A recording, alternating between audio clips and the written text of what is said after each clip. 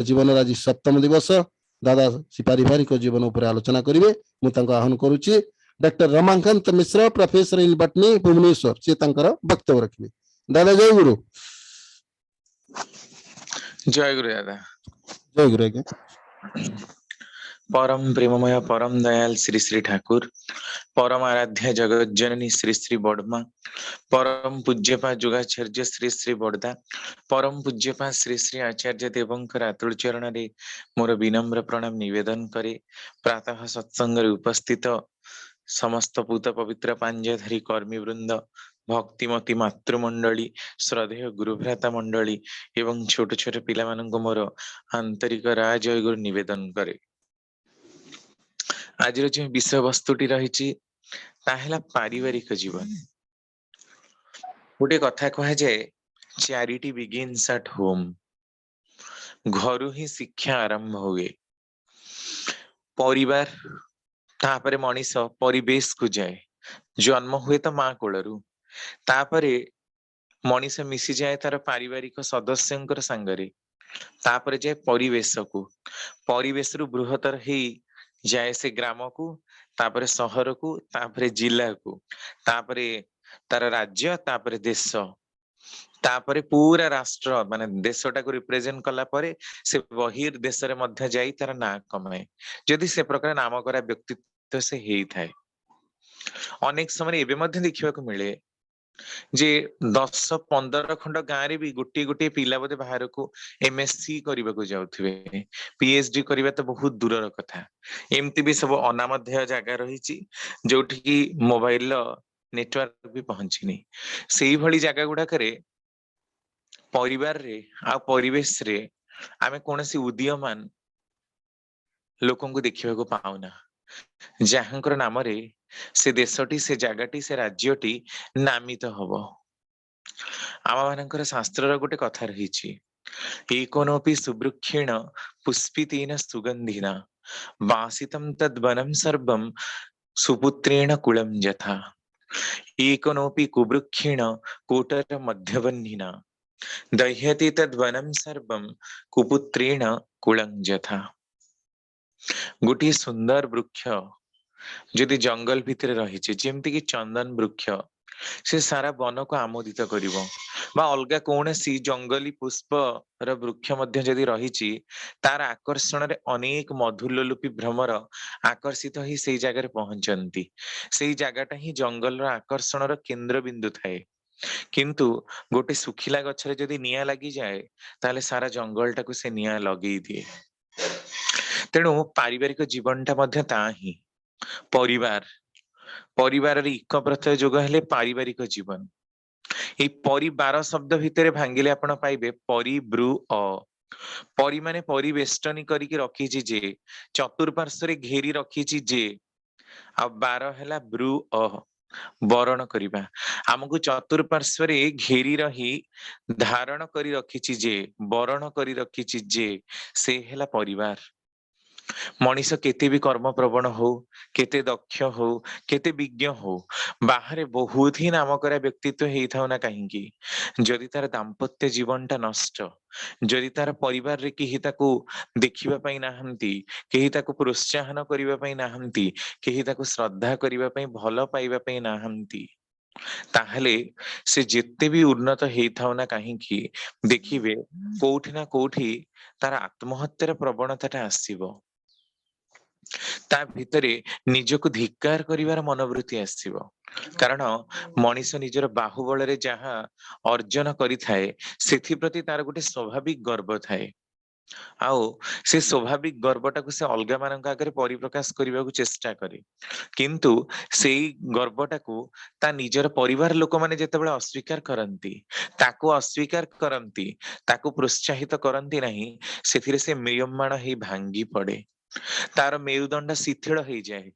तेणु से विशेष किछि उन्नति करि पारे ना उन्नत पद को गले मध्य आपण स्पष्ट भाव रे देखुथिबे जे बहु वर्ष धरी केते गुडी नेता बहुत स्थान रे आसुथिले मध्य ନାମକରା ଚଳଚିତ୍ରର ପ୍ରଯୋଜକ ହେଇଥିବେ, ଆକ୍ଟର ହେଇଥିବେ, ବହୁତ ବଡ ବଡ ସିଙ୍ଗର ହେଇଥିବେ, ତାପରେ ବି ସେମିତି ଆଖି ଦୃଶିଆ କୌଣସି କାମ ତାଙ୍କ ପାଖରୁ ଆମେ ଯେମିତି ଆଶା ରଖୁଛୁ ଯେ ପ୍ରକୃତିରେ ଯେ ହିରୋର ଅଭିନୟ କରୁଛି ତା ପାଖରୁ ଗୋଟେ ମାନେ ଯେତେବେଳେ ଦେଶର ସେବାରେ ଜଣେ ଲାଗିବ ତା ଭିତରେ ଗୋଟେ ହିରୋର କ୍ୟାରେକ୍ଟର ଆସିବ, ସେଟା ଆସୁନି।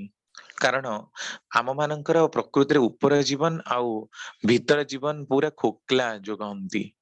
ଦିଟା ଭିତରେ କୌଣସି ସାମଞ୍ଜସ୍ୟ ନାହିଁ। ତେଣୁ ଆମ ମାନଙ୍କର ଲୋକ ଚରିତ୍ର ନାହିଁ ଏମିତି ଆମେ କହୁ ଗୋଟେ କରୁ ଗୋଟେ।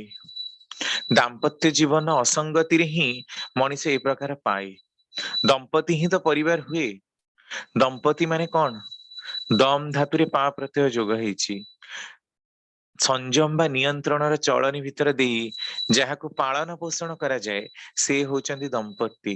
ତେଣୁ ଉଭୟ ପରସ୍ପରଙ୍କୁ ସହି ବହି ଚାଲିବା ଭିତରେ ଦେଇ ଯାହାର ଆବିର୍ଭାବ ହୁଏ ତା ହେଲା ପରିବାର। ଗୋଟେ ପୁରୁଷ ଆଉ ନାରୀଙ୍କୁ ବିବାହ ବନ୍ଧନରେ ଏକାଠି ହେଇ ଯେତେବେଳେ ଚାଲନ୍ତି ସେତେବେଳେ ତାଙ୍କୁ ଆମେ ଦମ୍ପତି ବୋଲି କହୁ। ଆଉ ତାଙ୍କର ଔରସରୁ ଗୋଟେ ସନ୍ତାନ ଜାତ ହୁଏ।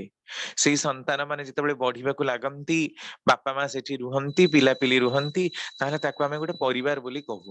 ପରିବାର ଦୁଇ ଲୋକରୁ ବହୁ ଲୋକଙ୍କୁ ବୁଝାଏ। କିନ୍ତୁ ପାରିବାରିକ ସଂହତି ଯଦି ନଷ୍ଟ, ପାରିବାରିକ ଜୀବନରେ ମଣିଷର ସୁଖ ଶାନ୍ତି ରୁହେ ନା, ସେ ବେଶୀ ଦୂର ତିଷ୍ଠି ପାରେ ନା। କାରଣ ମଣିଷର ତିଷ୍ଠିବା ପାଇଁ ଯୋଉ ବେଶ ବା ଭିତ୍ତିଭୂମିର ଆବଶ୍ୟକତା ରହିଛି ସେଇଟାକୁ ସେ ହରେଇ ପକେଇଛି ଅସଂହତି ବଳରେ। ତେଣୁ ଜୀବନୀୟ ସମୃଦ୍ଧିଟାକୁ ଠିକରେ ଗତିଶୀଳ କରିବାକୁ ହେଲେ ତାକୁ ଏଭଳି ଜିନିଷକୁ ଗ୍ରହଣ କରିବା ଦରକାର ଯାହା ଭିତରେ ଦେଇ ତା ଘରର ପିଲର ମଜବୁତ ହବ, ତାର ଜୀବନଟା ସୁନ୍ଦର ପଥରେ ଗତି କରିବାକୁ ଲାଗିବ। ତାହେଲେ ଯେ ମଣିଷ ବଞ୍ଚି ପାରିବ। ନହେଲେ କେବଳ ହା ହୁତାଶମୟ ରୁକ୍ଷତା ନିରାଶରେ ଜର୍ଜରିତ ହେଇ ତାର ଜୀବନଟା ସେମିତି ହିଁ ଚାଲିଯିବ। ତେଣୁ ସର୍ବପ୍ରଥମେ ନଜର ରଖିବା ଦରକାର ଯେ ପାରିବାରିକ ଜୀବନର ମୂଳ ଭିତ୍ତିଟା କଣ, କୋଉଠି ତାର ଭିତ୍ତି ସ୍ଥାପନ ହେଇଛି। ପ୍ରଥମ ଭିତ୍ତି ହଉଛି ବାପା ମାଙ୍କର ଦାମ୍ପତ୍ୟ ଜୀବନରେ ଭଲ ପାଇବା। ଉଭୟ ଉଭୟଙ୍କୁ କେତେ ସମ୍ମାନ ଦିଅନ୍ତି, କେତେ ଶ୍ରଦ୍ଧା କରନ୍ତି, ପରସ୍ପରକୁ କେତେ ବୁଝି ପାରନ୍ତି, ପରସ୍ପରକୁ କେତେ ଚଳେଇ ନେଇ ପାରନ୍ତି। ଏଇଟା ହେଲା ପ୍ରଥମ ଭିତ୍ତି। କାରଣ ଯୋଉଠି ସ୍ୱାମୀ ସ୍ତ୍ରୀଙ୍କର ଦାମ୍ପତ୍ୟ ଜୀବନ ଅସଙ୍ଗତି ସେଠି ପରିବାର କେବେ ଶୁଦ୍ଧ ହୁଏ ନା। ସେଠି ସଦାସର୍ବଦା ହଟ୍ଟଗୋଳ, ସଦାସର୍ବଦା ଗଣ୍ଡଗୋଳ ଲାଗି ହିଁ ଥାଏ। ତେଣୁ ଜୀବନ ସେଥିରେ ଉନ୍ନତିର ମାର୍ଗରେ ଯାଇ ହିଁ ପାରେ ନା। କାରଣ ଏ ପ୍ରକାରର ବିଷମ ପରିସ୍ଥିତି ଆସି ଉପୁଜେ ଯେ ତାକୁ ନିରାକରଣ କରିବାର ବାଟ ମଧ୍ୟ ମଣିଷ ଖୋଜି ପାଏନା। ତେଣୁ ସବୁଠୁ ବଡ କଥା ହେଲା କମ୍ପାଟିବଲ, ସଙ୍ଗତିଶୀଳ ହବା, ପରସ୍ପରକୁ ଉଭୟ ଦେଖିବା, ଉଭୟ ସହି ବହି ଚାଲିବା। ଆଉ ତାରି ଭିତରେ ଦେଇ ହିଁ ଗୋଟିଏ ଦେବ ସନ୍ତାନର ଆବିର୍ଭାବ ହୁଏ। ଦେବ ସନ୍ତାନ ମାନେ ଦିବ୍ୟତ୍ୱର ଆବିର୍ଭାବ। ଦିବ୍ୟ ଧାତୁର ଅର୍ଥାତ ଯେ ଉଜ୍ଜ୍ୱଳତା ପ୍ରକାଶ କରେ। ଉଜ୍ଜ୍ୱଳତାର ପରିପ୍ରକାଶ ଯହିଁରେ ସର୍ବତ୍ର ବିଦ୍ୟମାନ, ସେଇ ପ୍ରକାର ବ୍ୟକ୍ତି ବିଶେଷକୁ ହିଁ ଆମେ ଦେବତା ବୋଲି କହୁ। ତେଣୁ ବାପା ମାଙ୍କ ଦାମ୍ପତ୍ୟ ଜୀବନ ସଂଗତି, ପରସ୍ପର ଭିତରେ ଥିବା ପ୍ରୀତି ସଂହତି ଏଭଳି ସନ୍ତାନକୁ ଧରା ପୃଷ୍ଠରେ ଆବିର୍ଭାବ କରେ ଯାହା ଭିତରେ ଦେଇ ତାଙ୍କର ଦାମ୍ପତ୍ୟ ଜୀବନଟା ଆହୁରି ସୁଖମୟ ଆଉ ମଧୁମୟ ହୁଏ। ମଣିଷ ଉନ୍ନତିର ପଥରେ ଗତି କରିବାକୁ ଚାଲେ। ତ ଇଏ ହେଲା ଫାଷ୍ଟ। ସେକେଣ୍ଡ ପଏଣ୍ଟ ହଉଛି ଶିଶୁର ଲାଳନ ଚର୍ଯ୍ୟା। ପିଲାକୁ ଆମେ କିଭଳି ବଢେଇଛୁ। କାରଣ ପରିବାର ତ ଖାଲି ଆଉ ବହୁ ଲୋକଙ୍କର ସମାଗମ ନୁହେଁ। କେବଳ ଯୋଉ ଠାକୁର କହୁଛନ୍ତି ନା, ପ୍ରସବ କରିଲେ ହୁଏ ନା ମାତା, ମା ହବା କି ସହଜ କଥା। ମାନେ ଏ ସହଜ କଥା ନୁହେଁ। ଜନ୍ମ କରିବା, ମାତୃତ୍ୱ ନବା ବହୁତ ବହୁତ ହିଁ କଷ୍ଟସାଧ୍ୟ। କିନ୍ତୁ ଜନ୍ମ କରିଦେଲେ ତ କେହି ମା ହୁଏ ନା, ତାର ଲାଳନ ଚର୍ଯ୍ୟାଟାକୁ ମଧ୍ୟ ସେଇ ପ୍ରକାର ଦେଖିବାକୁ ହୁଏ। ନହେଲେ କିନ୍ତୁ ତା ଭିତରେ ମଣିଷ ରାହା ପାଏ ନା। ତେଣୁ ମଣିଷ ନିଜକୁ ସୁନ୍ଦର ଭାବରେ ଗତିଶୀଳ କରିବାକୁ ହେଲେ, ପାରିବାରିକ ଜୀବନରେ ସଂହତି ବଜାୟ ରଖିବାକୁ ହେଲେ, ଶିଶୁର ଲାଳନ ଚର୍ଯ୍ୟାଟା ବି ଗୋଟେ ବହୁତ ବଡ କଥା। ଆଉ ଶିଶୁର ଲାଳନ ଚର୍ଯ୍ୟା ଭିତରେ ପୁଣି 1 ରୁ 3 ବର୍ଷ ବୟସରେ ସେ କେମିତି ବଢେଇଛି, 3 ରୁ 5 ବର୍ଷ ବୟସରେ କେମିତି ବଢେଇଛି, 5 ରୁ 10 ବର୍ଷ ଭିତରେ କେମିତି ବଢିଛି। କାରଣ ଠାକୁର କୁହନ୍ତି ଯେ पिला मानक आमे जेते भी विश्वविद्यालय रे शिक्षा दउना कहीं प्रकृति रे 5 रु 7 वर्ष बयस रे जो शिक्षा दिया जाए ताही पिला पई अमोघ साब्यस्त हुए। तापरे स्कूल कॉलेज रे तथा कथित पाठ पढ़ी उच्च डिग्री दे पिला को आमे डिग्री धारी करो सत्य किंतु तार जीवन में परिवर्तन हुए ना। थरे जने जनिका माँ श्री श्री ठाकुर को आसी प्रश्न करुचंती, ठाकुर मो पुओ इंजीनियर। ठाकुर कहते बा बहुत बढ़िया कथा, किंतु ठाकुर मोर गोटे बहुत बड़ दुख जे मो पुओ इंजीनियर हवा सत्वे भी मते पचारे ना। आमे घरे बुढ़ा बुढ़ी बापा माँ अच्छु आम मान से चाहे ना। ठाकुर कहते माँ तू कौन चाहिथिलु? ठाकुर पाखे प्रार्थना भी करिथिलु कौन ना ठाकुर मु एया ही चाहिथिली जे मो पुओ इंजीनियर हो। ठाकुर कहते ता तो हेची परम पिता तो डाक मंजूर करिसंती ताहे तू दुख प्रकाश कौन पई करूछु? ना ठाकुर मोर दुख ए जे से मते पचारुनी घर को देखुनी। ठाकुर हसिले तो क्रिटिसिजम हबो तेणु तार दुखर समवेदना जणे की कहउचंती माँ तू तो जहाँ चाहिथिलु तो पुओटी सेया ही हेची। एबे जदि पारू तो पुओ को टिके गुरु आश्रित करई देई पारू। तापरे आउ घटनाटी लिपिबद्ध नाही, बोधुए से माँ आनिथिबे कि ना।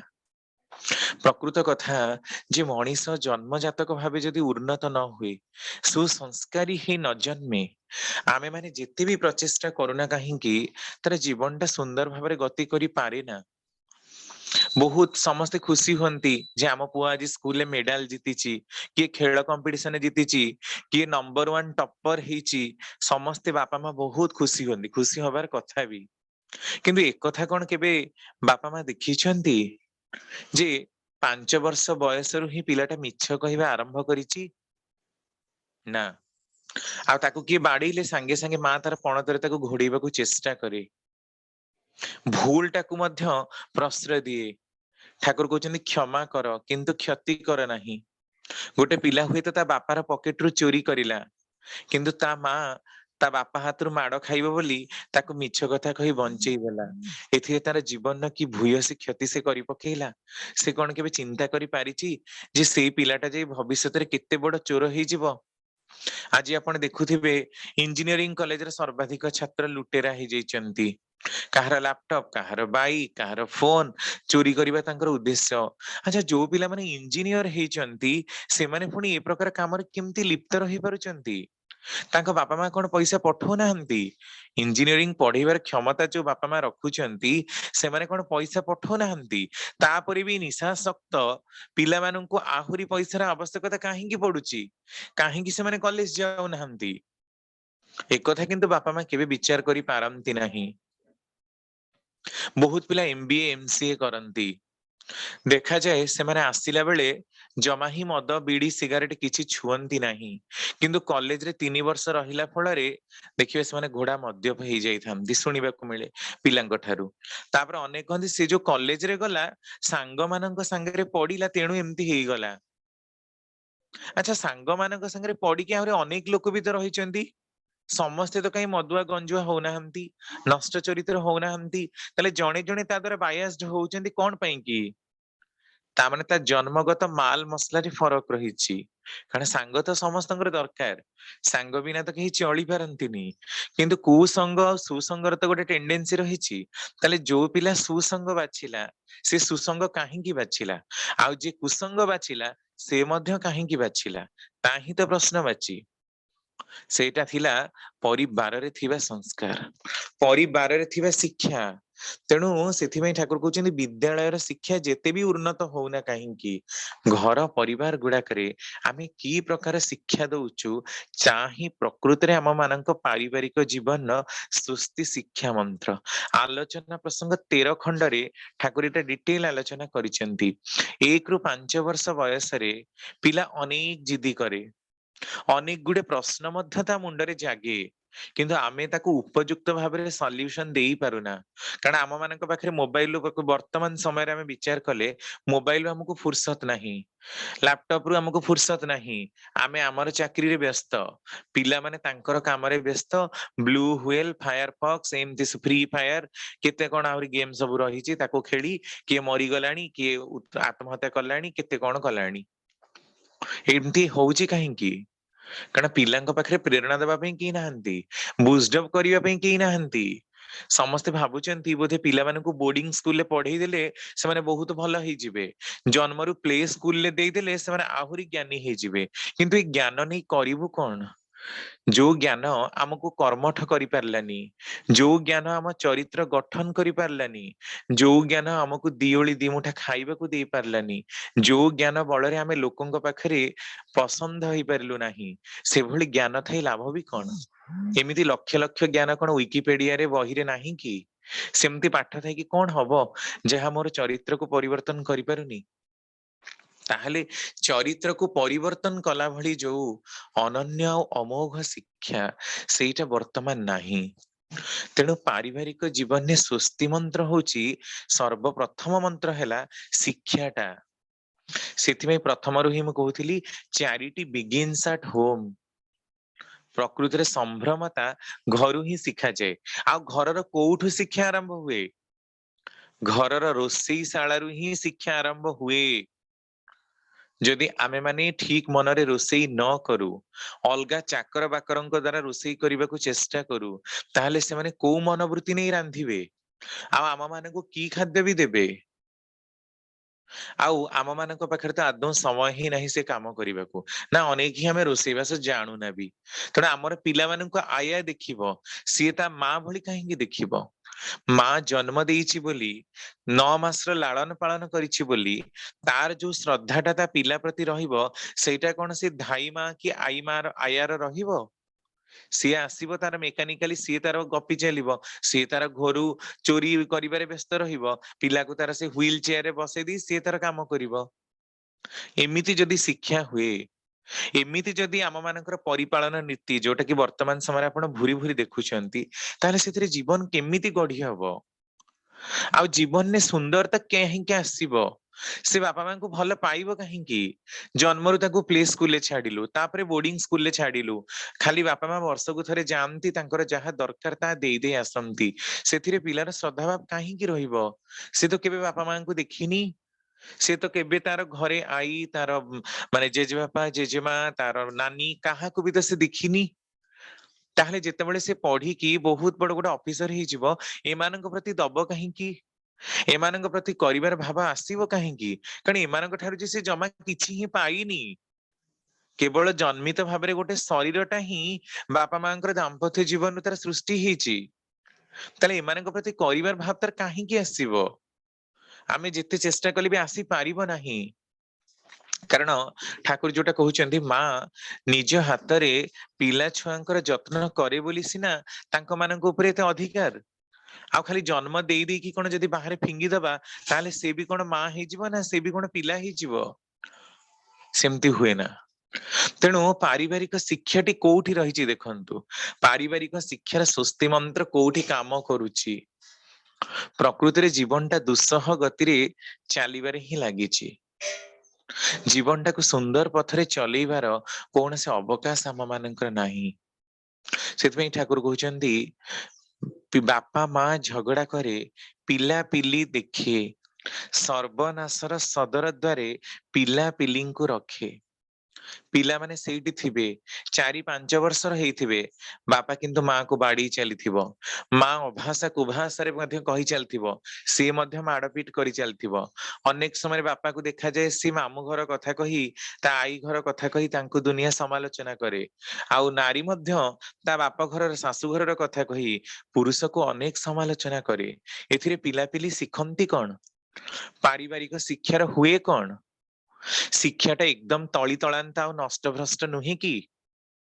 କାରଣ ଅତି କୋମଳମତି ବୟସରେ ଯେତେବେଳେ ସେମାନେ ବାପା ମାଙ୍କ ଭିତରେ ଝଗଡା ଦେଖୁଛନ୍ତି, ମାଡପିଟ ଦେଖୁଛନ୍ତି, ବାପା ଅଲଗା କୌଣସି ଝିଅ ସହିତ ସମ୍ବନ୍ଧ ରଖିଥିବାର କଥା ଶୁଣୁଛନ୍ତି, ମା ତାର ବୟଫ୍ରେଣ୍ଡ ସାଙ୍ଗରେ ବ୍ୟସ୍ତ ଥିବାର କଥା ଶୁଣୁଛନ୍ତି, ସେଠି ସେ ପିଲାମାନେ କଣ ଶିଖିବେ? ସେମାନେ ମାନସିକ ଭାବରେ ବ୍ୟାଧିଗ୍ରସ୍ତ ହେବେ, ମାନସିକ ଭାବରେ ବିକୃତ ହେବେ। ଆଉ ପର ସମୟରେ ପୁଣି ସେମାନେ ଯଦି ଅଲଗା କାହାର ଭଲ ପାଇବାରେ ଘରୁ ପଳେଇ ଯାଆନ୍ତି, ତାହେଲେ ଆମେ କହିବୁ କୂଳକୃଷ୍ଟିକୁ ସେମାନେ ମାନିଲେ ନାହିଁ। ମୁଁ ଆପଣଙ୍କୁ ଗୋଟେ ସତ ଘଟଣାର ଉଦାହରଣ ଦେବି ଯେ ପ୍ରକୃତରେ ପରିବାରର ଶିକ୍ଷାଟା କଣ। ଏହା ସତ ଘଟଣା, ଠାକୁରଙ୍କ ସମୟରେ ଥିବା ଘଟଣା। ଗୋଟେ ଓକିଲ ଥାନ୍ତି, ଭାରି ନାମକରା ଓକିଲ। ମାନେ ଯୋଉ ଗାଁର ଚାରିପଟେ, ସେ ସହରର ଚାରିପଟେ ତାଙ୍କର ବହୁତ ନାଁ ଡାକ। ତାଙ୍କର ଗୋଟେ ଝିଅଟି ଥାଏ। ସେ ଝିଅଟି ତାଙ୍କର ଯେ ଡ୍ରାଇଭର ତାକୁ ମାନେ ବହୁତ ପୂର୍ବରୁ ସେ ଡ୍ରାଇଭର ବହୁତ ବର୍ଷ ଧରି ତାଙ୍କ ଘରେ ଥିଲା। ତାଙ୍କୁ ଯିଏ ନବା ଆଣିବା କରେ ସେ ଡ୍ରାଇଭର ସାଙ୍ଗରେ ତାର ପରିଣତ ବୟସରେ ସେ ଚାଲିଗଲା। ତ କେତେ ଖୋଜ ଖବର ଲଗେଇ ଦୀର୍ଘ ମାସେ ପରେ ତାର ପତ୍ତା ପାଇଲେ ଆଉ ଘରକୁ ଆସିଲେ। ତା ବାପା ତ ବହୁତ ନାମ କରା ଓକିଲ। ସେ ତାକୁ ପ୍ରଶ୍ନ କଲେ, କହିଲେ ଝିଅ ତୁ ଏ ପ୍ରକାର କାମ କାହିଁ କଲୁ? ମୋର କଣ ସମ୍ପତ୍ତିର ଅଭାବ ରହିଛି, ନାମ ଯଶର ଅଭାବ ରହିଛି? ମୁଁ ଏତେ ନାମ କରା ଆଉ ପ୍ରତିପତି ବ୍ୟକ୍ତିତ୍ୱ ଯେ ମୋ ନାଁ ଶୁଣିଲେ ଦୂରରୁ ଲୋକମାନେ ଜାଣନ୍ତି ଅମକ ଓକିଲ ବୋଲି। କିନ୍ତୁ ତୁ ଯୋଉ କାଣ୍ଡ କାରଖାନାଟି ଘଟେଇଲୁ ସେଥିରେ ମୋର ସମସ୍ତ ନାକନିଶ ତଳେ ପଡିଗଲା, ମୋର ମାନ ସମ୍ମାନ ହାନି ହେଇଗଲା। ସେଠି ଝିଅଟି କାନ୍ଦି କାନ୍ଦିକି କାରଣ ବାପାକୁ ହିଁ ସେ ବେଶୀ ଭଲ ପାଏ। ଝିଅଟି କାନ୍ଦି କାନ୍ଦିକି ଆସିକି ବାପା ପାଖରେ କହୁଛି, ବାପା ମୋ ମନର କଥାଟା ମୁଁ କାହା ଆଗରେ କହିବି? ମୁଁ ଦେଖିଛି ତୁମେ ହଉଛ ବହୁତ ବଡ ଓକିଲ। ମୁଁ ଯେତେବେଳେ ସକାଳୁ ଉଠେ ତୁମେ କୋର୍ଟକୁ ସେତେବେଳେ ବାହାରି ଚାଲିଥା। ନାଇଁ, ମୁଁ ଯେତେବେଳେ ସକାଳୁ ଉଠିକି ସ୍କୁଲ ଯାଏ ତୁମେ ସେତେବେଳେ ଶୋଇଥାଅ। ଆଉ ମୁଁ ଯେତେବେଳେ ସନ୍ଧ୍ୟା ବେଳକୁ ଘରକୁ ଆସେ ତମେ କେହି ନଥାଅ। ଆଉ ଅନେକ ସମୟରେ ଦେଖେ ମମି ତମ ସାଙ୍ଗରେ ଭାରି ଝଗଡା କରେ। ତେଣୁ ମୁଁ ମମିକୁ ଡରରେ କିଛି କୁହେନି, କାରଣ କହିଲା ମାନେ ସେ ମତେ ବହୁତ ଜୋରେ ମାରେ। କାରଣ ଛୋଟ ବେଳୁ ହିଁ ଏମିତି ଚାଲିଛି। ଆଉ ତା ଭିତରେ ଏଇ ଯୋଉ ଡ୍ରାଇଭରଟିକୁ ରଖିଥିଲା ସିଏ ହିଁ ମୋ କଥା ଶୁଣେ। ମତେ ଖେଳଣା ଆଣିକି ଛୋଟବେଳେ ସିଏ ହିଁ ଦେଇଛି। ମୁଁ ଯେତେ ଖାଇବାକୁ ପାଏନି ସିଏ ମତେ, ମମି ଯେତେବେଳେ ତାର ଫୋନରେ ମାନେ ମମି ଯେତେବେଳେ ତାର ବିଭିନ୍ନ ସାଙ୍ଗମାନଙ୍କ ସହିତ କଥାରେ ବ୍ୟସ୍ତ ଥାଏ ସେତେବେଳେ ସିଏ ହିଁ ମତେ ଛୋଟବେଳେ ଖାଇବାକୁ ଦେଇଛି। କାରଣ ତୁମର ଦେଖା ତ ମୁଁ କେତେବେଳେ ପାଏନା, ତୁମେ ତ ସବୁବେଳେ ହିଁ ଥାଅ ବାହାରେ କୋର୍ଟରେ ଥାଅ। ଆଉ ମମିକୁ ମୋ କାମ ବୁଝିବାକୁ ଫୁର୍ସତ ନାହିଁ। ତେଣୁ ମତେ ଏଇ ଯୋଉ ଡ୍ରାଇଭର ପିଲାଟି ମତେ ବହୁତ ଭଲ ଲାଗେ, କାରଣ ସେ ମୋର କଥା ଶୁଣି ମତେ ବହୁତ ଭଲ ପାଏ। ଆଉ ମତେ ବହୁତ ଗୁଡେ କଥା ବୁଝେଇ ଦିଏ। ମତେ ଯେତେବେଳେ ପାଠ ନ ଆସେ ସିଏ ହିଁ ମୋ ସ୍କୁଲରେ ହୋମୱାର୍କ କରିବାରେ ସାହାଯ୍ୟ କରେ। ଆଉ ତ ଡରରେ ମୁଁ କାହାକୁ ଯାଇପାରେ ନା। ତା ଛଡା ତୁମେ ମତେ କଳନ ବି ପକେଇ ଦେଇଛ। ମୋ ସାଙ୍ଗମାନଙ୍କ ସାଙ୍ଗରେ ବି ମୁଁ ମିଶି ପାରିବିନି, ବାହାରକୁ କୁଆଡେ ମୁଁ ଯାଇପାରିବିନି। ତେଣୁ ଘରେ ତ ଏଇ ଜଣେ ହିଁ ମୋ ସାଙ୍ଗରେ ଖେଳେ, ତାହେଲେ ମୁଁ କଣ କରିବି? ସାଙ୍ଗେ ସାଙ୍ଗେ ସେ ଓକିଲ ଜଣକ ମାନେ ଟୋପା ଲୁହ ତାଙ୍କର ଆଖିରୁ ଝରି ପଡିଲା। ଆଉ ସେ ତାଙ୍କ ଦାମ୍ପତ୍ୟ ଜୀବନର କଥା ମନେ ପକେଇଲେ। ତାପରେ ସେଇ ଯୋଉ ଲୋକ ସହିତ, ଡ୍ରାଇଭର ସହିତ ତାର ବାହାଘରଟି କରିଦେଲେ।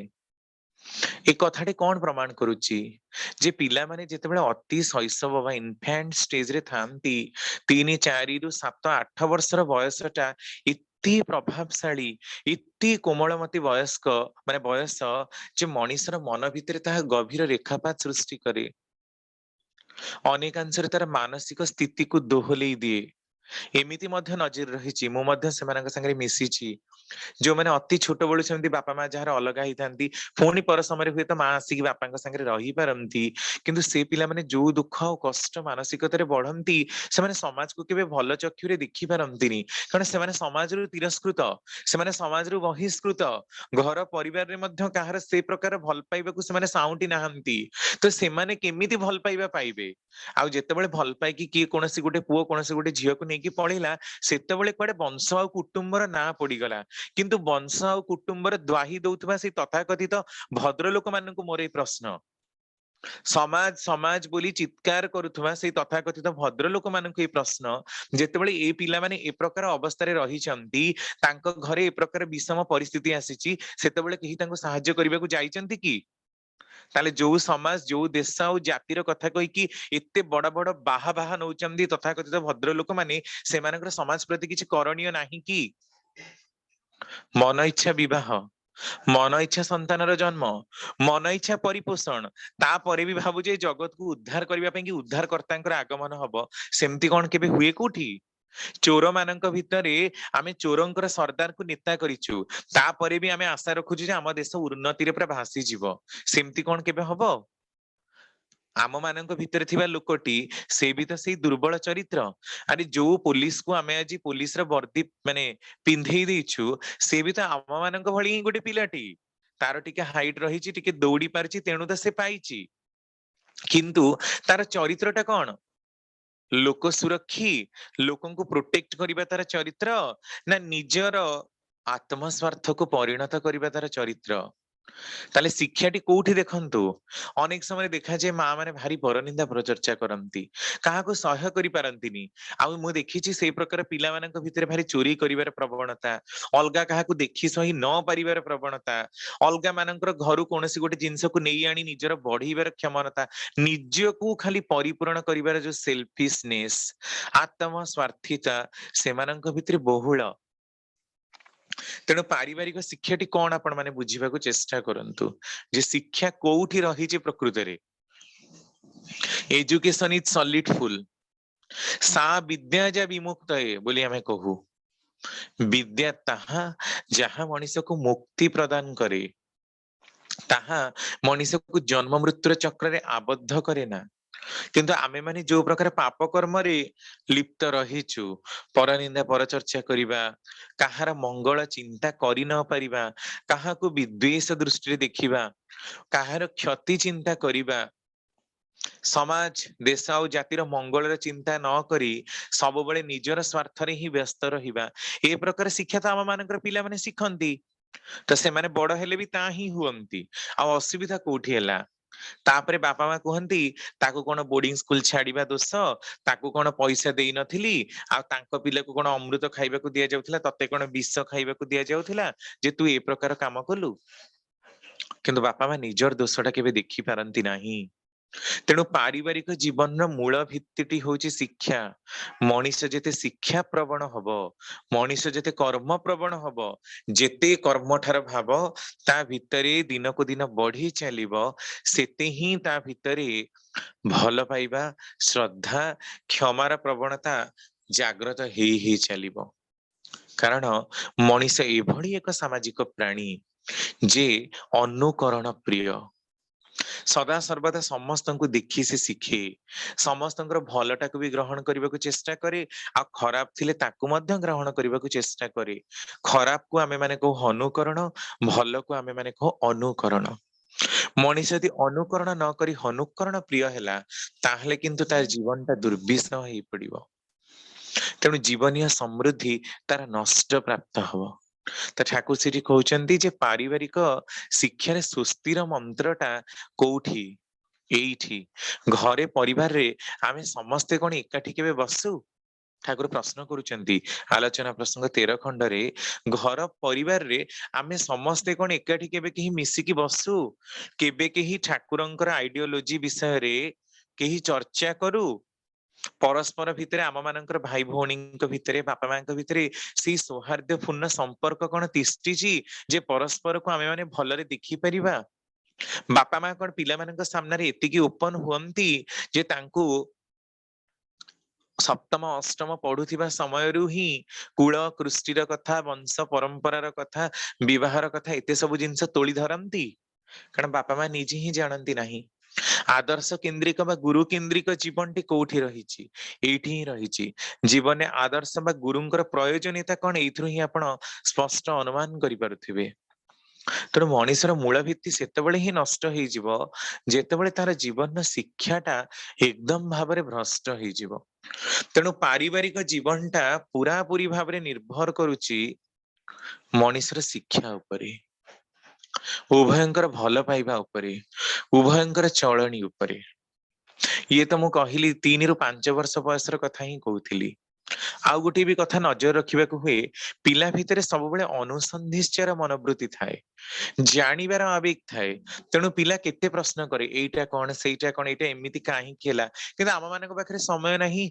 हे जा तू गले जा सेइटा नहीं खेल जा ए फोन देखै दियो गला तेणु सी जो प्रश्न पचार तार उत्तर भी आम जानिनु कि उपयुक्त भाव में देई पारुना कि बुझेबा को आम पाखरे तर भी कहीं आमे तो निज कर्म व्यस्त तेणु ताकू मोबाइल देलु जन्मरु मोबाइल देखिकी ही से रहिला तापरे रेडिएशन हे जदि कैंसर हे गला तापरे कंदा कटा किंतु पिला उपरे जे माने मोबाइल रो प्रभाव तार विकिरण रो प्रभाव केते ता आमे जानुना कारण मोबाइल लो वांस निशा हे गले से सेइथरे रहिला आजिकाली भई आउ आई मार कहानी की कहू नाहंती सुंदर शिक्षणीय कहानी कहबाकू बेଳ ନାହିଁ कारण टीवी रु हमको फुर्सत नहीं टीवी सीरियल देखिबारु हम मानकर फुर्सत ही नहीं मोबाइल भी सीरियल दउची ताकू भी देखिबू गीत सुनिबू आउरी केते कोन अछि करिया पई करिवू ତେଣୁ ପିଲାମାନଙ୍କ ପାଇଁ ସମୟ ଆମେ ଦଉଛୁ କେତେବେଳେ? ତେଣୁ ଏଇ ଯୋଉ ଅନୁସନ୍ଧିତ୍ସର ପ୍ରବୃତ୍ତି ପିଲା ଭିତରେ ଜାଗିଥିଲା, ଏଇଟା କଣ ସେଇଟା କଣ କେମିତି ହୁଏ କାହିଁକି ହୁଏ, ଏଇ କଥାଟାକୁ ଆମେ ନଜର ଦେଲୁନି। ୟା ଭିତରେ ଦେଇ ତାର ଅନୁସନ୍ଧିତ୍ସା ପ୍ରବୃତ୍ତିଟା ସ୍ତିମିତ ହେଇଗଲା। ତେଣୁ ବଡ ହେଲେ ଯେତେ ସେ କାରଣ ଖୋଜିବାକୁ ଚାହିଁଲେ ମଧ୍ୟ ଆଉ ଖୋଜି ପାରେ ନା, ତା ଭିତରେ ସେ ଭାବଟା ଆସିପାରେ ନା। ଏଇଟା ହିଁ ପିଲା ଭିତରେ ପ୍ରଥମ ବିକୃତି ସୃଷ୍ଟି କରେ। ଅନେକ ବାପା ମା ଯେ ସ୍କୁଲରେ କମ୍ପ୍ଲେନ କରନ୍ତି ଆମ ପିଲା ପଢୁ ପଢୁକା ଶୋଇ ପଡୁଛି, ଆମ ପିଲା ଜମା ପଢୁନି, ଦୁଷ୍ଟାମି ହଉଛି। ଜଣେ ମା ଆସିକି ଠାକୁରଙ୍କୁ ପ୍ରଶ୍ନ କରୁଛନ୍ତି, ଠାକୁର ମୋ ପୁଅଟି ଭାରି ଦୁଷ୍ଟ। ଠାକୁର କହୁଛନ୍ତି ତେବେ ତ ଖୁବ ବଢିଆ, ପରମ ପିତାଙ୍କର ଦୟା ଯେ ତୋ ପିଲା ଦୁଷ୍ଟ ହେଇଛି। ଏବେ ତା ଦୁଷ୍ଟ ବୁଦ୍ଧିକୁ କିଭଳି ଶିଷ୍ଟ ବୁଦ୍ଧିରେ ତୁ ନିରସନ କରିବୁ, ଏଇଟା ତୋ କର୍ତ୍ତବ୍ୟ। ଆମେ ମାନେ କେବେ ଉପାୟ ଖୋଜୁନା। ଦୁଷ୍ଟ କଣ ପାଇଁ ହେଇଛି? ହୁଏତ ତାର କୃମି ଦୋଷ ରହିଛି, ହୁଏତ ତାର ଚଞ୍ଚଳତା ରହିଛି, ହୁଏତ ଅଲଗା କୌଣସି ଫ୍ୟାକ୍ଟର ବି କାମ କରୁଛି। ନହେଲେ ଯାହା ଭିତରେ ବହୁତ ଏନର୍ଜି ଥାଏ, ଯୋଉମାନେ ଏନର୍ଜେଟିକ, ଯୋଉମାନେ ସ୍ପୋର୍ଟିଭ, ଖେଳିବାକୁ ବହୁତ ଭଲ ପାଆନ୍ତି, ସେମାନେ ହିଁ ପ୍ରାୟତଃ ଦୁଷ୍ଟାମି ହବାର ଦେଖା ହୁଏ। ସେମାନେ ଜନ୍ମରୁ ଶାନ୍ତ ନଥାନ୍ତି। ତ ଏଇ ଦୁଷ୍ଟ ବୁଦ୍ଧିଟାକୁ ଶିଷ୍ଟ ବୁଦ୍ଧିରେ ଦମନ କରିବାର କର୍ତ୍ତବ୍ୟଟା କଣ ମାର ନୁହେଁ କି? ଠାକୁର ଉଦାହରଣ ଦେଇକି ଆଲୋଚନା ପ୍ରସଙ୍ଗ 2ୟ ଖଣ୍ଡରେ କହୁଛନ୍ତି, ଧରାଯାଉ ତୁମ ପିଲାଟି କାଚ ଫାଚ ସବୁ ଭାଙ୍ଗି ପକଉଛି, ଘରେ ଜିନିଷ ପତ୍ର ଗୁଡାକ ଫିଙ୍ଗି ଫୋପାଡି ଦଉଛି। ତାର ଏଇ ଦୁଷ୍ଟ ବୁଦ୍ଧିକୁ କରିବା ପାଇଁ ତା ଆଗରେ ତୁ ଗୋଟେ ଡ୍ରଇଂ ସିଟ୍ ରଖିଦେଲୁ, ସେ ଡ୍ରଇଂ ସିଟ୍ ଉପରେ ଗାରେଇବାକୁ ଦେଲୁ, ସେ ଗାରେଇଲା। ସେ ପେନସିଲରେ ଗାରଉ, ପେନରେ ଗାରଉ, ଯେମିତି ବି ଗାରଉଛି, ଗାରଉଛି ତ କିଛି ସମୟ ପାଇଁ ତା ଦୁଷ୍ଟ ବୁଦ୍ଧି ଦମନ ହେଲା ତ। ତାପରେ ତୁ ଆମ୍ବଟି ଦେଖେଇଦେଲୁ, ଆମ୍ବରେ ଯୋଉ ପ୍ରକାର ଚିତ୍ର କରାଯାଇଛି ତାକୁ ମଧ୍ୟ ସେଇ ପ୍ରକାର ଗୋଲେଇ କରିବାକୁ କହିବୁ। ଏମିତି କହି କହି ତାର ଚିତ୍ର କଳାର ଅଭ୍ୟାସଟାକୁ ଜାରି ରଖିବାକୁ ହୁଏ। ସେମିତି ପ୍ରତ୍ୟେକଟି ବୁଦ୍ଧିକୁ କେମିତି ଦମନ କରିବାକୁ ହୁଏ, ନିତ୍ୟ ନିତ୍ୟ ନବୀନ ଉପାୟକୁ ଖୋଜି ବାହାର କରିବାକୁ ପଡେ। କିନ୍ତୁ ଆମେ କିଛି କରିବୁନି, ଖାଲି କମ୍ପ୍ଲେନ ଉପରେ କମ୍ପ୍ଲେନ ଯେ ପିଲା ଏଇଆ ହେଲା। ସାରଙ୍କ ପାଖରେ ଯାଇ କମ୍ପ୍ଲେନ ଆମେ କରିବୁ, ସାର୍ ସେ ପଢୁନି, ସିଏ ଭିଡିଓ ଗେମ୍ ଖେଳିଲାଣି, ସିଏ ଆ ସାଙ୍ଗରେ ଗପିଲାଣି। ଟିକେ ମାନେ 3-4 ମାସ ତଳେ ବା 6 ମାସ ତଳେ ଗୋଟେ ଖବର ଆସିଲା, ପିଲାଟି ନବମ ଦଶମ ପଢୁଛି, ମୋବାଇଲରେ ଖେଳୁଛି, ତାର କାଲି ପରୀକ୍ଷା ରହିଛି। ତା ମା କହିଲେ ତୁ ମୋବାଇଲରେ କଣ ସବୁବେଳେ ଖେଳୁଛୁ, ରହ ତ ସାର୍ କୁ କହୁଛି, କାଲି ପରା ତୋର ପରୀକ୍ଷା ଅଛି। ପିଲାଟିର ମୋବାଇଲଟି ଛଡେଇ ନେଲା। ସେ ପିଲାଟି ଛାତ ଉପରକୁ ଯାଇକି ଡେଇଁ ପଡିଛି, ତା ମା କିନ୍ତୁ ଜାଣିନି। ଯେତେବେଳେ ଘଣ୍ଟାଟେ ପରେ ଖୋଜେ ଯେ ସେ କୁଆଡେ ଗଲା, ଚାରିଆଡେ ଖୋଜିକି ଆଉ ପାଇଲାନି, କେତେ ସାଙ୍ଗସାଥୀଙ୍କୁ ପଚାରିଲା, ଛାତ ଉପରେ ଯାଇ ଦେଖିଲା ବେଳକୁ ସେ ମରିକି ପଡିଛି। ତା ମା ମେଡିକାଲରେ ତାର ଭିଡିଓ ସୁଟ ହଉଥିଲା, ଟିଭିରେ ଦେଖଉଥିଲା, ମୋବାଇଲରେ ବି ଆସୁଥିଲା, ମୋ ପୁଅକୁ ବଞ୍ଚେଇ ଦିଅ। କିନ୍ତୁ ଏକଥା କଣ କେହି କେବେ ଚେଷ୍ଟା କରିଛନ୍ତି ଜାଣିବାକୁ ଯେ ପିଲାଟା କାହିଁକି ଭିଡିଓ ଗେମରେ ଆକ୍ୱେଣ୍ଟେଡ ହେଇଛି? କଣ ପାଇଁ କି କାଲି ପରୀକ୍ଷା ଥିବା ସତ୍ତ୍ୱେ ବି ସେ ବସିକି ପଢିନି? ନା, ଏକଥା ବିଚାର କରିବାକୁ ଆମ ପାଖରେ ବେଳ ନାହିଁ। ଖାଲି ପିଲାଟା ଦେଖିଲା ସିଏ ଖରାପ ହେଲା, ଯିଏ ଦୋଷ ଦେଖିଲା ସିଏ ହିଁ ଖରାପ ହେଇଗଲା। କିନ୍ତୁ କାହିଁକି ହେଇଛି, କେମିତି ହେଇଛି, ଏକଥା କେହି ବିଚାର କରିବାକୁ ଚାହିଁ ନାହାନ୍ତି। ଯୋଉଦିନ ଏଇଟା ବିଚାର କରିବେ, ସେଇଦିନ ସେମାନେ ପିଲାର ପ୍ରକୃତ ମାନସିକତାଟାକୁ ବୁଝିପାରିବେ। କାରଣ ଚାଇଲ୍ଡ ସାଇକୋଲୋଜି ବା ଶିଶୁ ମାନସିକତା ଏତେ ସହଜ କଥା ନୁହେଁ। ସେଇଟା ଠାକୁର ବାରମ୍ବାର କି ଗୁରୁତ୍ୱ ଦେଇ କହୁଛନ୍ତି ଯେ ଆମେ ମାନେ କିଭଳି ବଢଉ। ଘରକୁ ଯେତେବେଳେ କେହି ଗୁରୁଜନ ମାନେ ଆସନ୍ତି, ମିଠା ନେଇ ଆସନ୍ତି, ସେତେବେଳେ ଆମେ କଣ କରୁ? ପ୍ରଥମେ ବଡ ବଡ ଲୋକମାନଙ୍କୁ ଦଉ, ଯୋଉମାନେ ସିନିୟର ସିଟିଜେନ, ତାଙ୍କ ମାନଙ୍କୁ ଆମେ ସେ ମିଠା, ବରା, ଆଳୁଚପ, କିଏ କଣ ବି ପିଜୁଳି ଫିଜୁଳି ଯାହା ବି ଆଣିଥାନ୍ତି ତାଙ୍କୁ ଦଉ। ତାପରେ ପିଲାମାନଙ୍କୁ ଦଉ। କାହିଁକି ଦଉ କେହି ଜାଣୁ? ଏମିତି ଟ୍ରେଣ୍ଡ ଆମ ମାନଙ୍କର କାହିଁକି ରହିଛି? କାରଣ ବଡ ଗୁରୁଜନଙ୍କ ପ୍ରତି ପିଲାମାନେ ଶ୍ରଦ୍ଧାଶୀଳ ହେବେ। କାରଣ ବଡ ମାନଙ୍କୁ ପ୍ରଥମେ ଦିଆଯାଏ, ସର୍ବାଗ୍ରେ ଇଷ୍ଟଙ୍କୁ ଦିଆଯାଏ। ଏବେ ମଧ୍ୟ କିଛି କିଛି ଗାଁରେ ରହିଛି, ଯେତେବେଳେ ଆମେ କୌଣସି ଚାଷ ବାସ କରୁ, ଯାହା ସବୁ ନୂଆ ପନିପରିବା ବାହାରେ, ପ୍ରଥମେ ଗ୍ରାମ ଦେବତୀଙ୍କ ନାଁରେ ଆମେ ଦଉ, ତାପରେ ସବୁ ବ୍ରାହ୍ମଣ ଘର ମାନେ ଥିଲେ ତାଙ୍କ ଘରେ ଦଉ, ତାପରେ ଆମେ ନିଜ ପାଇଁ ରଖୁ। ଏଇ ଟ୍ରେଣ୍ଡ କାହିଁକି ରହିଛି କେହି କେବେ ଜାଣନ୍ତି? କାରଣ ସର୍ବାଗ୍ରେ ହଉଛନ୍ତି ଇଷ୍ଟ। ଇଷ୍ଟ ବା ଆଦର୍ଶ ଥିଲେ ହିଁ ମଣିଷର ଜୀବନ ସୁକେନ୍ଦ୍ରିକ ନୀତିରେ ଗତିଶୀଳ ହୁଏ। କିନ୍ତୁ ବର୍ତ୍ତମାନ ସେ ସବୁ ଲୁପ୍ତ। ତାହେଲେ ପିଲା କାହାକୁ ଦେଖିକି କାହା ପ୍ରତି ଶ୍ରଦ୍ଧାଶୀଳ ହବ? ଯେତେବେଳେ ବାପା ମାଙ୍କର ହିଁ ତାଙ୍କର ଗୁରୁଜନଙ୍କ ପ୍ରତି ଶ୍ରଦ୍ଧା ନାହିଁ, ତାହେଲେ ପିଲାଟି ତା ବାପା ମାଙ୍କ ପ୍ରତି କାହିଁକି ଶ୍ରଦ୍ଧାଶୀଳ ହବ? କେମିତି ତା ଭିତରେ ସେ ଭଲ ପାଇବାର ଭାବଟା ବଢିବ? ସେ ତ ଜାଣିନି, ସେ ତ ପିଲା ବେଳୁ କେବେ ଦେଖି ହିଁ ନାହିଁ। ତେଣୁ ପାରିବାରିକ ଶିକ୍ଷାଟା ଯଦି ଧ୍ୱସ୍ତ ବିଧ୍ୱସ୍ତ, ତାହେଲେ କେମିତି ହବ? ତାପରେ 5 ରୁ 10 ବର୍ଷ ବୟସରେ ମହାମତି ଚାଣକ୍ୟଙ୍କର ଗୋଟେ ଶ୍ଲୋକ ରହିଛି, ଲାଳୟେତ 5 ବର୍ଷାଣି 10 ବର୍ଷାଣି ତାଡୟେତ ପ୍ରାପ୍ତି ତୁ 16 ବର୍ଷେ ପୁତ୍ରଂ ମିତ୍ରଂ ବଦାଚରେତ। ପାଞ୍ଚ ବର୍ଷ ଯାଏଁ ସ୍ନେହରେ ଲାଳନ ପାଳନ କରିବ, 10 ବର୍ଷ ଯାଏଁ ତାଡନ କରିବ, 16 ବର୍ଷ ଉପଗତ ହବା ମାତ୍ରେ ପୁତ୍ରକୁ ମିତ୍ର ତୁଲ୍ୟ ବା କନ୍ୟାକୁ ମିତ୍ର ତୁଲ୍ୟ ବ୍ୟବହାର କରିବ। ଏଇ ଶ୍ଲୋକଟାକୁ ମଡିଫାଏ କରିଦେଇକି ଠାକୁର ସମାଜ ସନ୍ଦୀପନା ବାଣୀ ସଂଖ୍ୟା 510 ସେଇଠି ଏ କଥାଟା କହୁଛନ୍ତି ଯେ 5 ରୁ 10 ବର୍ଷ ବୟସରେ ତାଡନ କରିବାକୁ ହୁଏ। ତାଡନ କାହିଁକି କରିବାକୁ ହୁଏ? କାରଣ ଆପଣ ଦେଖିବେ 5 ବର୍ଷ ହେଲା ମାତ୍ରେ କି ଯଦିଓ ଜନ୍ମ ମାତ୍ରକେ ହିଁ ମଣିଷର ପ୍ରବୃତ୍ତି ରହିଛି, କିନ୍ତୁ 5 ବର୍ଷ ହବା ମାତ୍ରେ ହିଁ ପିଲା ଦେଖିବେ ବହୁତ ସାଙ୍ଗସାଥୀଙ୍କ ମାନେ ସାଙ୍ଗରେ ମିଶିବ, ସ୍କୁଲ ଯିବ, ସେ ଏକ୍ସଟ୍ରୋଭର୍ଟ ହବ, ସମସ୍ତଙ୍କ ସାଙ୍ଗରେ କଥା କହିବାକୁ ଭଲ ପାଇବ। ତା ଭିତରେ ଦେଖିବେ ସେ ପ୍ରଥମେ ମିଛ କହିବା ଆରମ୍ଭ କରେ, ତାପରେ ଆମେ ତାକୁ ଦୁଲ ଦୁଲ କରିକି ମାନେ କୁଟି ଦବୁ, କାହିଁ ମିଛ କହିଲୁ, ସେଥିରେ ହୁଏତ ପିଲାଟା କାନ୍ଦିଲା, କାନ୍ଦିକି ହୁଏତ ସତ କହିଲା, କିନ୍ତୁ ଏଇ ଯୋଉ ବାଡଉ ବାଡଉ ଶାସନ କରିବାର ପ୍ରବଣତା ତା ଭିତରେ ପଳେଇ ଆସିଲା, ମାଡ ଖାଇ ଖାଇ ତା ଭିତରେ ପଥର ହେଇଗଲା ତା ପିଠିଟା, ତାପରେ ଆଉ କଣ ସେ ମା ବାପାଙ୍କୁ ଖାତିର କରିବ? ବାପା ମାଙ୍କର ଗୋଟିଏ ମାତ୍ର ଆଖି ଠାର ହିଁ ଯଥେଷ୍ଟ ତାର ପିଲାକୁ ଗଠନ କରିବା ପାଇଁ କି, ଏକଥା କିନ୍ତୁ କୌଣସି ବାପା ମା ବୁଝନ୍ତି ନାହିଁ, ଦୁଲ କରି ପୁରା ନିସ୍ତୁକ ମାଡ ପିଟି ଚାଲନ୍ତି, କିନ୍ତୁ ୟାର ଗୋଟେ ସାଂଘାତିକ କର୍ମଫଳ ସେ ବାପା ମାଙ୍କୁ ମଧ୍ୟ ଭୋଗ କରିବାକୁ ପଡେ।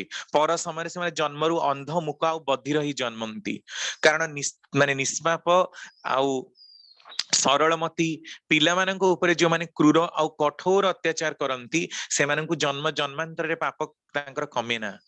ଯୋଉମାନେ ସବୁ ଦାଦନ ଖଟିବାକୁ ପଠେଇ ଦଉଛନ୍ତି, ଶ୍ରମିକ କରିବାକୁ ପଠଉଛନ୍ତି ପିଲାମାନଙ୍କ ଉପରେ କି ଅକଥନୀୟ ଟର୍ଚର ହଉଛି, ତାର ପରିଣାମ କିନ୍ତୁ କଡାଗଣ୍ଡା ସେମାନଙ୍କୁ ସୁଝିବାକୁ ପଡିବ।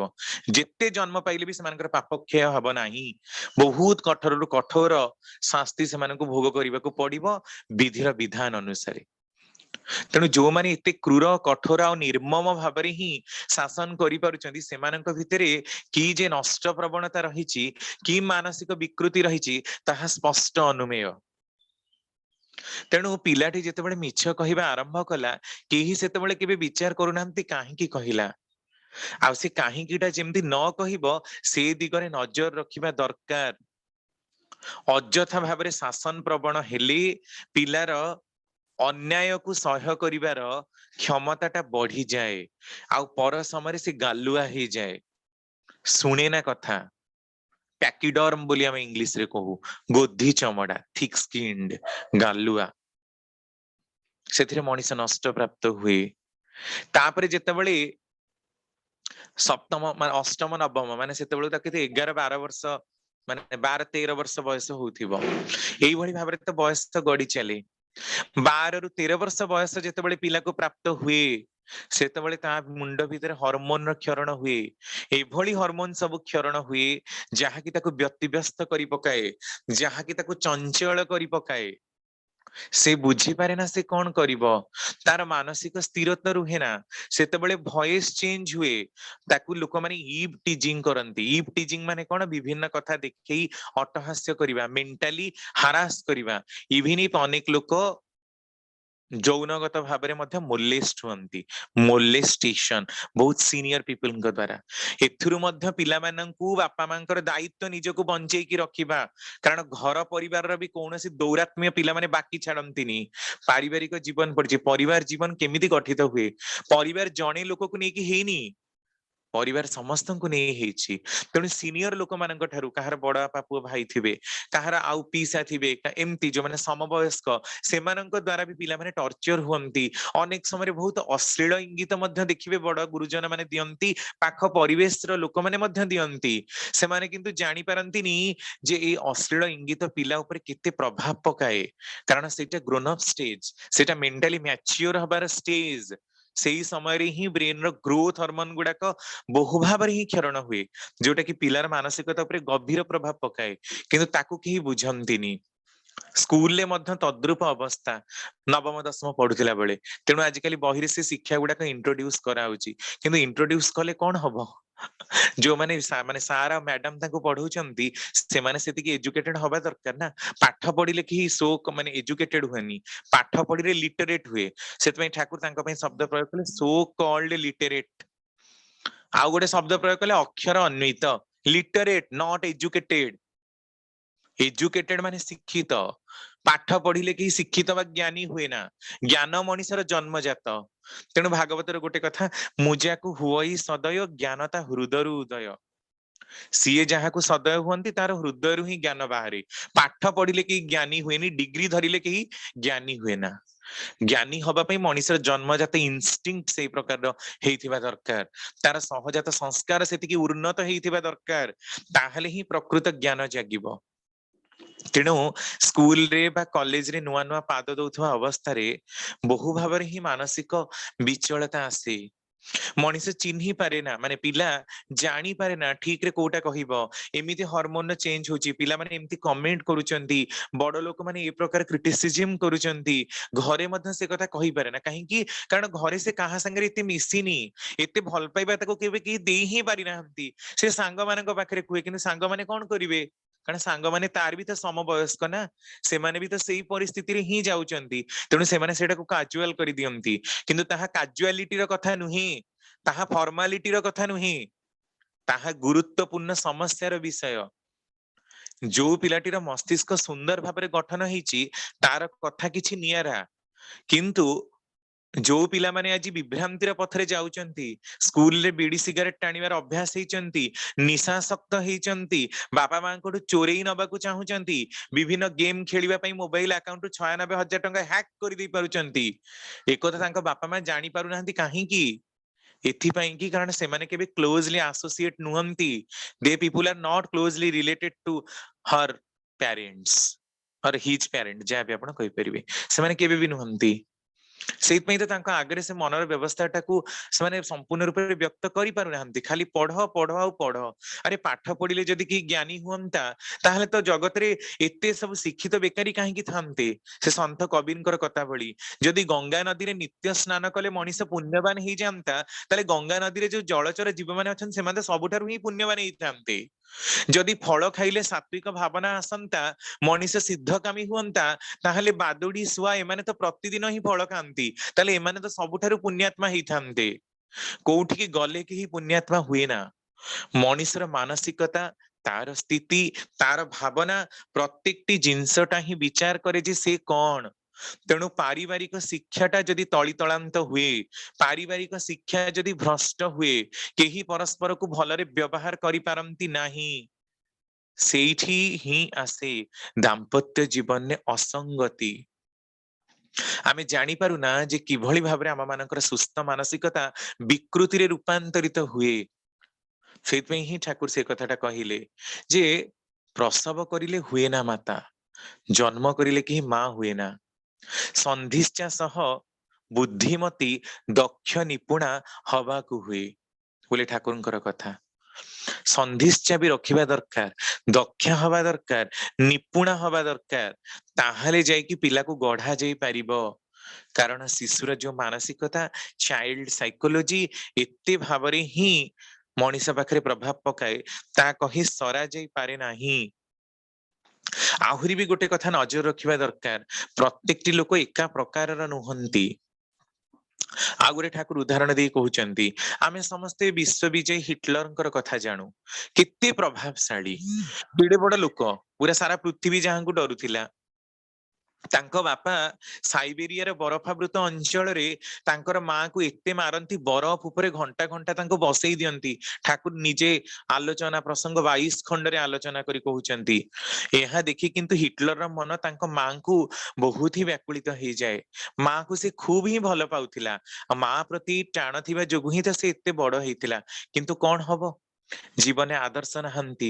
ତେଣୁ ଶେଷ ସମୟରେ ଯେତେବେଳେ ଆମେରିକା ଚାରିପଟୁ ଜଳ ଜାହାଜରେ ଘେରିଗଲା, ହିଟଲର ସମୁଦ୍ର ଭିତରେ ଥାନ୍ତି, ସେତେବେଳେ ସେ ଆମେରିକା ପାଖରେ ସରେଣ୍ଡର କରିବାକୁ ତ ଉଚିତ ମନେ କଲେନି, ବରଂ ନିଜେ ଗୁଳି କରି ନିଜେ ଆତ୍ମହତ୍ୟା କରିଦେଲେ। କେତେ ବଡ ଜୀବନ, କେତେ ବଡ ପ୍ରତିଭାଶାଳୀ ବ୍ୟକ୍ତିତ୍ବ, କିନ୍ତୁ କଣ ହେଲା?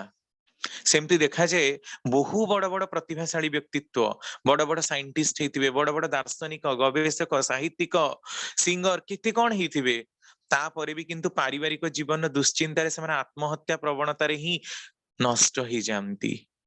ତାହେଲେ ଏତେ ବଡ ଜଣେ ବ୍ୟକ୍ତିତ୍ୱକୁ ହରେଇବା ଏ ଦେଶ ପାଇଁ, ଏ ଜାତି ପାଇଁ, ଏ ପରିବାର ପାଇଁ କଣ କିଛି କମ କଥା? ସେ ପରିବାରକୁ ସେ କଣ କିଛି ପ୍ରତିପୋଷଣ କରୁନଥିଲା?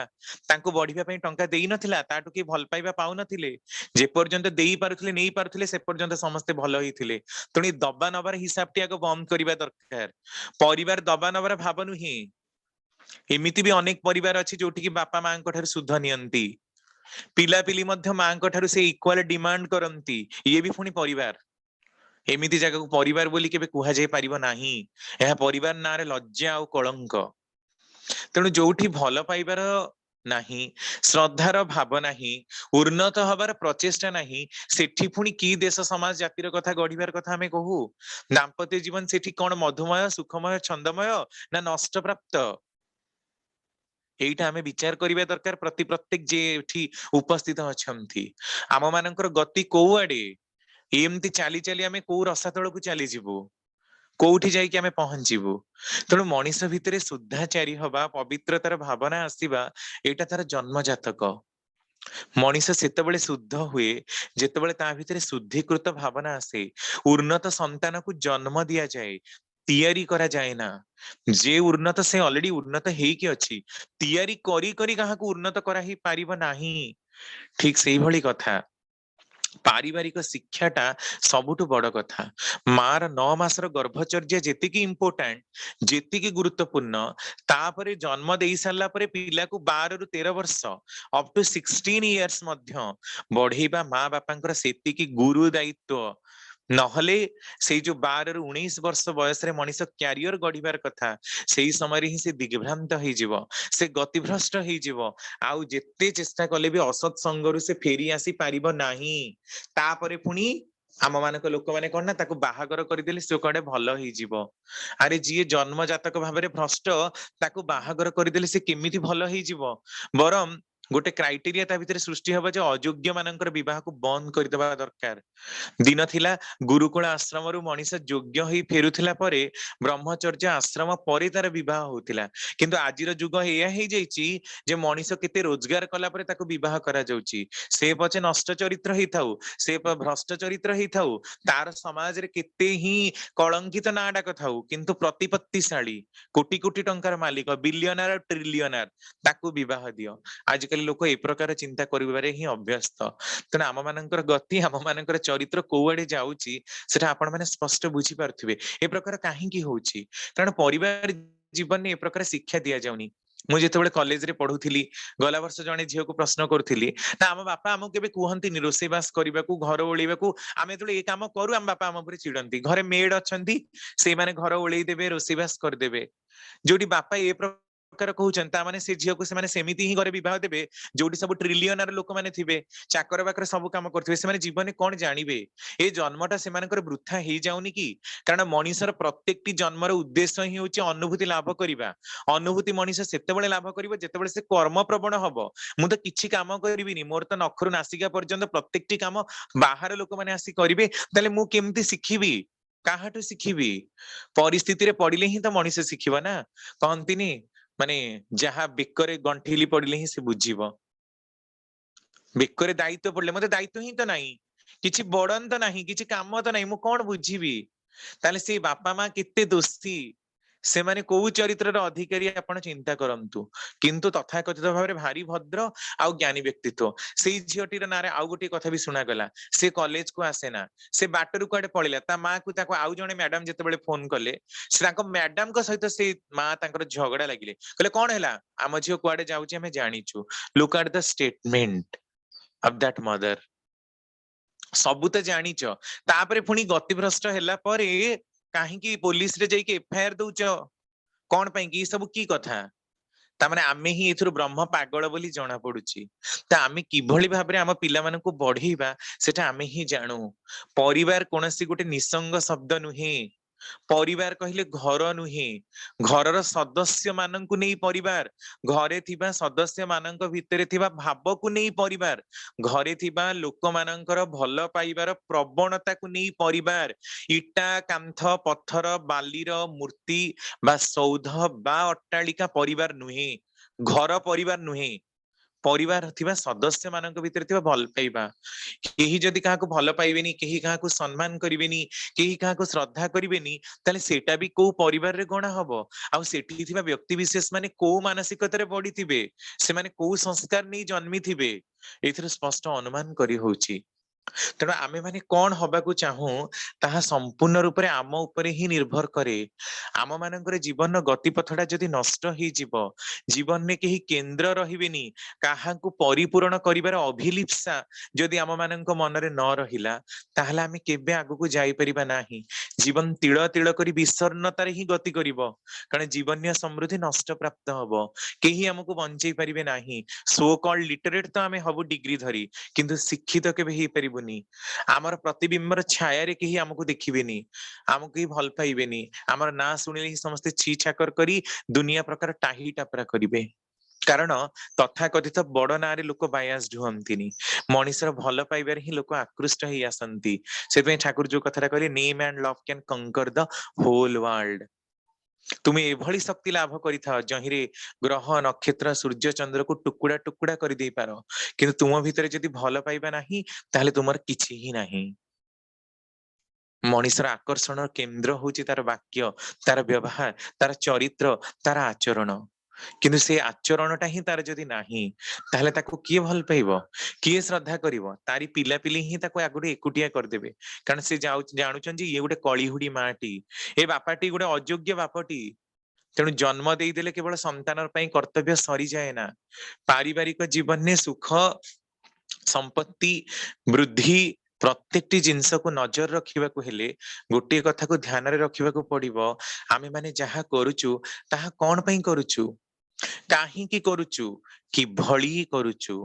ନହେଲେ ଦସ୍ୟୁ ରତ୍ନାକର ଭଳି ଯେତେବେଳେ ସେ ତା ଘରେ ଯାଇ ପ୍ରଶ୍ନ କରିବ, ଆଚ୍ଛା ତୁମେ ମାନେ, ମୁଁ ଯୋଉ ମଣିଷ ମାନଙ୍କର ତଣ୍ଟି କାଟିକି ଲୁଣ୍ଠନ କରିକି ଚୋରି କରିକି ପଇସା ଆଣୁଛି, ତୁମେ ମାନେ କଣ ଏଥିପାଇଁ କେହି ଦାୟୀ?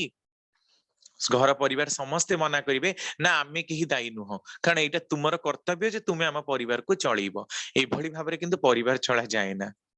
ସତ୍ ଉପାୟରେ ରହି, ସତରେ ନିଷ୍ଠାବାନ ହେଇ ମଣିଷ ଯେତେ ହିଁ ଆଦର୍ଶଙ୍କ ପ୍ରତି ଇଷ୍ଟାନୁକୈନ୍ଦ୍ରିକ ଭାବକୁ ଜାଗ୍ରତ କରିବ, ସେତେ ହିଁ ତାର ମେଣ୍ଟାଲି ପ୍ରଷ୍ଟିଟ୍ୟୁଟେଡ ମାଇଣ୍ଡ, ମାନସିକ ଭାବରେ ବିକେନ୍ଦ୍ରିକ ହେଇଥିବା ଭାବ ଗୁଡାକ ସୁକେନ୍ଦ୍ରିକ ଭାବରେ ହିଁ ଗତି କରିବ। ସେତେବେଳଠୁ ହିଁ ଦେଖିପାରିବ ଯେ କେମିତି ହୁଏ। ସେଥିପାଇଁ ଠାକୁର କହୁଛନ୍ତି, ସେତେବେଳଠୁ ଦେଖିପାରିବୁ ଜୀବନ କିପରି ଫଳେ। ଜୀବନର ସବୁଠାରୁ ବଡ ଧନ୍ଦା ତୋର ଇଷ୍ଟବୃତ୍ତି ହେଲେ, ଇଷ୍ଟବୃତ୍ତି ଇଷ୍ଟଙ୍କର ପାଇଁ ହିଁ। ମୁଁ ନିଜେ ହିଁ ତାଙ୍କ ପାଇଁ ସବୁଠାରୁ ବଡ ଇଷ୍ଟବୃତ୍ତି। ମୋର ପିଲାପିଲି ବି ସେଇ ଇଷ୍ଟଙ୍କର ହିଁ ଦାନ, ମୋର ପରିବାର ବି ସେଇ ଇଷ୍ଟଙ୍କର ହିଁ ଦାନ। ମୁଁ ଏତେ ସୁନ୍ଦର ବାପା ମା ପାଇଛନ୍ତି ଯୋଉମାନେ ମତେ ଏତେ ସାହାଯ୍ୟ କରନ୍ତି, ଭଲ ପାଆନ୍ତି, ଏଇଟା ବି ମୋରି ହିଁ ପ୍ରାରବ୍ଧ, ଏଇଟା ବି ସେଇ ଇଷ୍ଟଙ୍କର ହିଁ ଦାନ। ଏଇ ପ୍ରକାର ଭାବିବାକୁ ହୁଏ। ଆଉ ଯାହା କରିବାକୁ ହୁଏ ଇଷ୍ଟଙ୍କର ପ୍ରୀତ୍ୟାର୍ଥେ କରିବାକୁ ହୁଏ, ତାଙ୍କୁ ଭଲ ପାଇ କରିବାକୁ ହୁଏ। ତେଣୁ କୁହାଯାଏ, you are for the Lord so for others, you are for the Lord not for others. ତୁମେ ଭଗବାନଙ୍କ ପାଇଁ ବା ଈଶ୍ୱରଙ୍କ ପାଇଁ, ତେଣୁ ହିଁ ସମସ୍ତଙ୍କ ପାଇଁ। ତୁମେ ଈଶ୍ୱରଙ୍କ ପାଇଁ, ଆଉ କାହା ପାଇଁ ନୁହେଁ। କାରଣ ମୋ ଜୀବନର ପ୍ରାଣ କେନ୍ଦ୍ର ହଉଛନ୍ତି ସ୍ୱୟଂ ଈଶ୍ୱର, ଯାହାଙ୍କଠୁ ସାମଗ୍ରିକ ଜଗତର ପ୍ରାଣ ବିସ୍ତୃତ ହେଇଛି। ତେଣୁ ତାଙ୍କର ପ୍ରୀତ୍ୟର୍ଥେ ଯଦି ମୁଁ ସତ୍ କର୍ମରେ ନିଜକୁ ନିଯୁକ୍ତ ରଖେ, ତାହେଲେ ଦେଖିବେ ସତ୍ର ଭାବଧାରା, ସତ୍ର ଚିନ୍ତାଧାରା ମଣିଷକୁ ଅମାୟିକ ଗତିରେ ନେଇ ଚାଲିବ। ଆଉ ତା ଭିତରେ ଦେଇ ମୁଁ ନିତ୍ୟ ପ୍ରତ୍ୟକ୍ଷ ଅନୁଭବ କରିବି ଯେ ଶ୍ରୀ ଶ୍ରୀ ଠାକୁରଙ୍କର ଆଶୀର୍ବାଦ ମୋ ମଥା ଉପରେ ସଦା ସର୍ବଦା ରହିଛି। ଏଇ ଭଲ ପାଇବା, ଏଇ ପ୍ରୀତିର କେନ୍ଦ୍ରଟା ହିଁ ମତେ ସୁଦୀର୍ଘ ଜୀବନ ଯାପନ କରିବାରେ ସାହାଯ୍ୟ କରିଛି। ଆଉ ମୋର ଦାମ୍ପତ୍ୟ ଜୀବନ, ମୋର ପାରିବାରିକ ଜୀବନ, ମୋର ପଞ୍ଚମହାଜୀବନ କେମିତି ଇଷ୍ଟିମୟ ହେଇ ଉଠିଛି, ଏଇଟା ତାଙ୍କରି ହିଁ ଦାନ, ଏଇଟା ତାଙ୍କରି ହିଁ ବୋଧ ମତେ ଗ୍ରହଣ କରିବା ପାଇଁ। ତେଣୁ ସଦାସର୍ବଦା ମନଟିକୁ ଗୁରୁମୁଖ କରିବାକୁ ହୁଏ। ଗୁରୁମୁଖ ହିଁ ଜୀବନର ପ୍ରକୃତ ଉଦ୍ଧାର କର୍ତ୍ତା, ଅର୍ଥାତ୍ ଗୁରୁଙ୍କୁ ମୁଖ କରି ଚାଲିବାକୁ ହୁଏ। ସିଏ ଯାହା କହିଛନ୍ତି ସର୍ବାଗ୍ରେ ତାକୁ ମୁଣ୍ଡରେ ନେଇ ଚାଲିବାକୁ ହୁଏ। ଯୋଉମାନେ ଏ ପ୍ରକାର ଭାବି ପାରନ୍ତି, ଚିନ୍ତା କରିପାରନ୍ତି, ସେଇମାନଙ୍କର ଜୀବନୀୟ ଚଳଣି ହିଁ ସତରେ ସମୃଦ୍ଧିଶୀଳ ହେଇ ଗତିଶୀଳ ହବାକୁ ଲାଗେ। ଜୀବନ ସେମାନଙ୍କର ଭ୍ରଷ୍ଟ ପଥରେ ଚାଲେ ନା, ଭ୍ରଷ୍ଟାଚାରରୁ ସେମାନେ ସଦାଚାରକୁ ଫେରି ଆସନ୍ତି। ମୁକ୍ତିର ମାର୍ଗଟା ସେମାନଙ୍କର ଅପେକ୍ଷା କରିଥାଏ ସେମାନଙ୍କୁ। କାରଣ ଭଲ ପାଇବା, ପ୍ରୀତି, ଶ୍ରଦ୍ଧା, ସଂହତି, ଏ ସମସ୍ତ ଜିନିଷ ଯାହା ଆମେ ମାନେ ପ୍ରୟୋଗ କରୁଛୁ, ଏଇ ସବୁ ଜିନିଷର ଉତ୍ପତ୍ତି କିନ୍ତୁ ଆମ ପରିବାରରୁ, ପରିବାରରେ ଥିବା ସଦସ୍ୟ ମାନଙ୍କ ଠାରୁ, ପରିବାରରେ ଥିବା ସଦସ୍ୟ ମାନଙ୍କର ପ୍ରୀତି କୈନ୍ଦ୍ରିକ ଠାରୁ। जेते जहा प्रति आमे परिपोषण भाव नहीं रहिबा, जेते अलगा मानक प्रति श्रद्धाशील होई रहिबा, जेते अलगा मानक प्रतिपालनर भाव नहीं रहिबा, आमे माने मध्य प्रकृति द्वारा सेही भली परिपोषित हबा। कारण तुमे जे भली प्रकृत हब, प्रकृति तुमको सेही भली उपाधि निश्चय दब। जणे भल रोसैया से जहाँ डिमांड करिवो सेही देखिबे आनिकी ताकू दिया जीवो, ताहले ही तो से भल रोसई करि परिबा ना। कारण भल रोसैया नारे तार ना डाक रहिछि। तेणु आमे जदि नित्य प्रत्यक्ष इष्टंकर कथाटाकू करू, सीए जे प्रकार पारिवारिक जीवन चलिबाकू चाहिचंती, विभिन्न आलोचना प्रसंग मानकरे शिक्षारे जे प्रकार कथा कहिचंती, जदि सेही प्रकार टिके टिके भी मानि चलू, देखिबे आमे सेही भली प्रकृत हेइथिबा। कारण प्रकृत होउथवा लोक काहाकू केबे डरे ना। कारण तार चरित्र एभली ओजदीप्त हुए, तार वाक्य व्यवहार एभली आचरण समन्वित हुए, तार प्रत्येकटी कथा लोक पाखरे एभली भाबरे पहुंचे जे जहाँ समस्तଙ୍କ हृदय को स्पर्श करे। जीवन्य समृद्धि सेतिरे उत्तरोत्तर उन्नति रे परिवर्धित हेइ चले। आउ काहाकू से भ्रुक्षेप करे ना। कारण सर्वाग्रे तार इष्ट इष्ट कैन्द्रिकता ही ता जीवन प्रत्यक्ष मूल। तेणु सी आउ काहाकू चाहिबो, काहींकी बा चाहिबो।